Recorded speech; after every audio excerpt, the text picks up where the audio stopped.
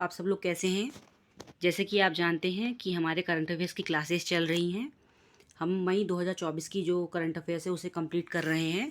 उसी सीरीज़ को आगे बढ़ाते हुए आज 2 टॉपिक्स हम और कवर करेंगे और कल से हम अप्रैल के 2024 के करंट अफेयर्स कवर करेंगे माइंड मैप की फॉर्म में। तो देखिए, आज का पहला टॉपिक है जो है वो है चार धाम यात्रा 2024। इससे पहले भी मैंने चार धाम यात्रा पे एक आपको टॉपिक कवर कराया था। ये आज थोड़ा सा अलग इसलिए है क्योंकि मैं चार धाम की यात्रा जो उत्तराखंड की कहाँ कहाँ होती है और उसके बारे में आपको वो भी बताऊंगी। इसलिए चार धाम यात्रा पे चर्चा पे क्यों था? चर्चा में इसलिए था, हाल में ही देवी गंगा की जो मूर्ति है उनको शीतकालीन अधिष्ठान मुखबा गांव से गंगोत्री से ले जाकर गंगोत्री मंदिर में शुरुआत की गई है। ठीक है, अभी हाल ही में अनुष्ठान के लिए शुरुआत की गई है गंगोत्री पे ले जाकर। मुख्य बिंदु इसके क्या क्या हैं? परंपरा के अनुसार समारोह की शुरुआत देवी गंगा को पालकी पर बैठाने और मंदिर से बाहर निकालने से पहले उनकी प्रार्थना के साथ हुई। सबसे पहले क्या किया गया? देवी गंगा को पालकी में बैठाने पर और मंदिर से बाहर निकालने से पहले उनकी प्रतिष्ठान पूजा करी गई। तीर्थयात्रियों का प्रारंभिक जत्था ऋषिकेश से रवाना हुआ। तीर्थयात्री जो भी जा रहे हैं उनका जत्था कहाँ से प्रारंभ हुआ? ऋषिकेश से रवाना हुआ। धार्मिक हस्तियों और राजनीतिक नेताओं द्वारा विभिन्न समूहों को विभिन्न स्थानों से रवाना किया गया। ठीक है, केदारनाथ, गंगोत्री और यमुनोत्री के द्वार अक्षय तृतीया 10 मई 2024 से खुलेंगे और बद्रीनाथ धाम के द्वार 12 मई 2024 को खुलेंगे।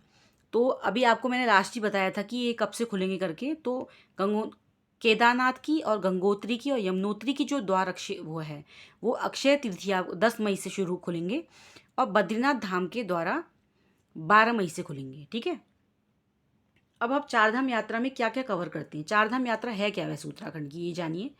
यमुनोत्री धाम, गंगोत्री धाम, केदारनाथ धाम और बद्रीनाथ धाम। अब हम देखेंगे ये किस स्थान पे है, किस देवी की समर्पित की जाती है और इसमें क्या पूजा होती है। पहला है यमुनोत्री धाम। ये क्या है? उत्तरकाशी जिले में स्थान इसका क्या है? उत्तरकाशी जिला है। समर्पित किस पे है? देवी यमुना पे। वहाँ यमुना देवी की पूजा होती है।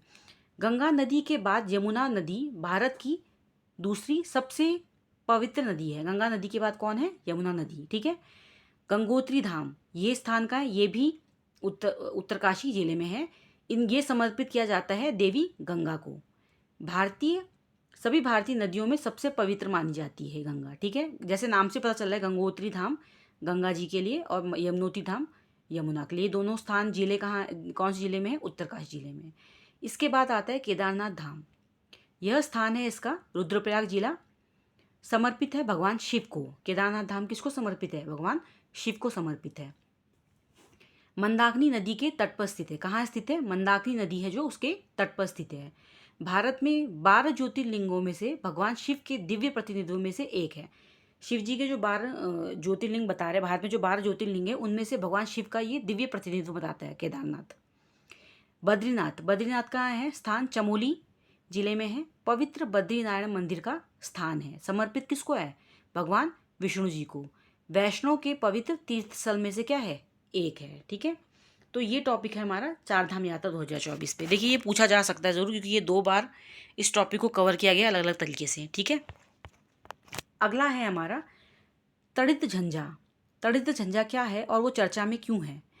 भारत मौसम विभाग द्वारा आईएमडी के अनुसार एक पश्चिमी विक्षोभ से उत्तर पश्चिम भारत में के प्रभावित होने का पूर्व अनुमान लगाया गया है, जिसके प्रभाव से क्षेत्र में कई मौसमी बदलाव और वृद्धि होगी। ये चर्चा में इसलिए है क्योंकि मौसम विभाग द्वारा ये अनुमान लगाया गया है। पूर्वानुमान का मतलब है पहले अनुमान लगाया गया है कि जिसके प्रभाव से क्षेत्र में मौसम में क्या होगी? कई तरीके की बदलावी होगी।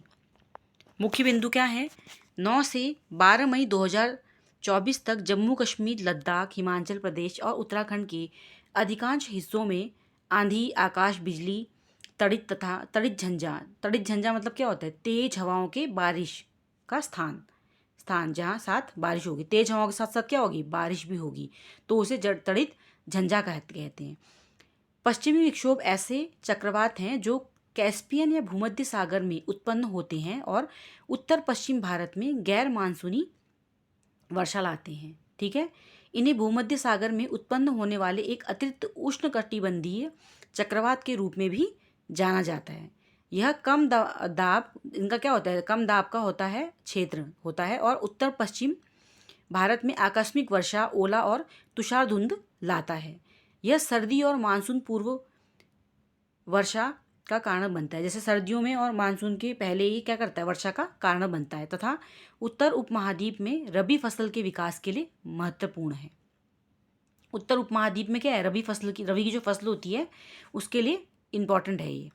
यह हमेशा अच्छे मौसम का अग्रदूत नहीं होता, ये हमेशा क्या करता है, अच्छे मौसम का हिस्सा नहीं होता। कभी कभी क्या करता है, यह बाढ़, आकस्मिक बाढ़, भूस्खलन, धूल भरी आंधियाँ, ओलावृष्टि एवं शीतलहर जैसी चरम मौसमी घटनाओं का कारण बन जाता है, जिससे क्या होता है, जान माल की क्षति भी हो सकती है, बुनियादी ढांचे नष्ट हो सकते हैं और आजीविका प्रभावित हो सकती है। अब जब हम पढ़ ही रहे हैं कि रबी की फसल को ये इम्पॉर्टेंट होती है, तो क्यों है, रबी की फसल में है क्या, ये फसलें रिट्रीटिंग निवर्तनी मानसून एवं पूर्वोत्तर मानसून के मौसम के दौरान बोई जाती है, जिनकी बुआई अक्टूबर में शुरू होती है और इस कारण ये रबी या शीतकालीन फसल कही जाती है। इसे रबी की फसल भी कहते हैं, और क्योंकि सर्दियों से थोड़े पहले शुरू हो जाती है उस मौसम में, तो शीतकालीन फसल भी कहलाती हैं। इन फसलों की कटाई आमतौर पर गर्मी के मौसम में अप्रैल और मई के दौरान होती है।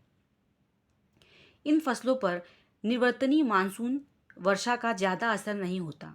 प्रमुख रबी फसलें जैसे क्या क्या क्या होती हैं, जैसे गेहूँ, चना, मटर आदि होती हैं जी, ठीक है, मटर और आदि ये फसलें होती हैं। इन फसली बीज के अंकुरण के लिए गर्म जलवायु और फसलों की वृद्धि के लिए ठंडी जलवायु की आवश्यकता होती है, ठीक है। जब बीज का अंकुरण करते हैं ना, तो उस टाइम गर्म जलवायु की, और जब फसलों की वृद्धि हो जाती है तो ठंडी जलवायु की वृद्धि के लिए ठंडी जलवायु की आवश्यकता होती है। अब ये तड़ित झंझा क्या है, जैसे कि मैंने आपको पता, तड़ित झंझा का मतलब होता है तेज हवाओं के साथ बारिश होना, ठीक है, बारिश भी हो रही, तेज हवा भी हो रही। इस बीच आपने देखा होगा मौसम में कई तरीके के बदलाव हुए और धूल भरी आंधियाँ भी आई हुई हैं। तो आज के ये 2 टॉपिक हैं, इसी के साथ हम अपने मई के करंट अफेयर्स को कंप्लीट करेंगे, ठीक है। और कल से जो क्या करेंगे, हम अप्रैल के जो 2024 के करंट अफेयर्स है उत्तराखंड के, उसको हम ऐसी माइंड मैप के थ्रू पढ़ेंगे, ठीक है। और ये जो धाम है आपके चारों किस किस को समर्पित हैं, और इनमें किन स्थान पर मंदिर का स्थान है, और क्या किसको समर्पित है, स्थान कौन से हैं, ये आप इसको देखकर इसीलिए याद कर सकते हो। इस तरीके से आप अपने भी माइंड मैप बना सकते हैं। पुरानी जितनी भी मैंने माइंड मैप की आपकी 5-6 वीडियोज़ हो गई हैं अभी तक, सारे करंट अफेयर्स की, मई की करंट अफेयर्स कवर करवाए हैं मैंने, आप उन्हें ज़रूर देखिएगा। इसकी PDF भी टेलीग्राम चैनल पे मैं अपलोड कर दूँगी, आप वहाँ से डाउनलोड कर सकते हैं और वीडियो को देखते रहिएगा। पसंद आए तो लाइक, शेयर और सब्सक्राइब जरूर करिएगा। और कोई आपको लगता है कोई मिस प्रिंट या कुछ हुई है तो मुझे ज़रूर बताइएगा कमेंट पे, उससे मैं आपको क्लियर कर पाऊँगी कि टॉपिक में क्या गलती हुई है। तब तक के लिए आप वीडियो देखिएगा। Thank you.